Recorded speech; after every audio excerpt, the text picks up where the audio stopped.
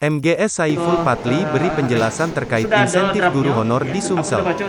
Wakil Ketua Komsi VDPRD Sumsel MGS Saiful Patli memberikan penjelasan terkait insentif guru honor di Sumatera Selatan, Rabu, tanggal 27 Oktober tahun 2021. Ini kas daerah kan, itu bisa ditingkat.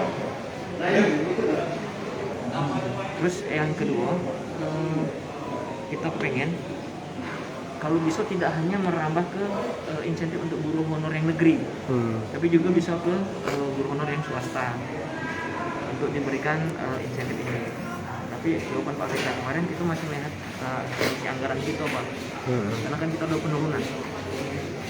Tahun ini kita defisit ya, artinya kalau kemarin kita di angka 10 triliun lebih, sekarang mungkin turun 9 triliunan. Jadi itu saya akan mempengaruhi tingkat belanja. Pendapatan menurun, tentu belanja juga akan menjadi menurun. Tapi juga memastikan bahwa kalau kondisinya anggaran defisit, tapi urusan wajib pendidikan 20%, kesehatan 10% ini menjadi prioritas bagi pemerintah Sumatera Selatan. Sehingga kalau mau dikurangi, ya silakan dikurangi dari belanja yang lainnya. Tapi urusan wajib ini menjadi dasar. Pemerintah tidak boleh dikurangi anggaran pendidikan dan kesehatan. Dan dari anggaran yang disampaikan kemarin, pendidikan sudah lebih dari 20%, kesehatan memang sudah lebih dari 10%. Tapi itu bukan kemudian menjadi anggaran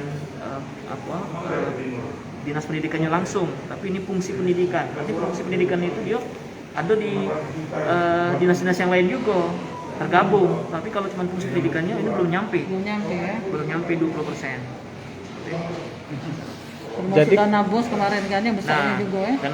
Dana bos kemarin lewat provinsi, sekarang langsung dari pusat ke kabupaten kota, tidak mulai provinsi lagi. Nah ini juga kan berkurang. Jangan lupa subscribe, share, komen, dan like ya.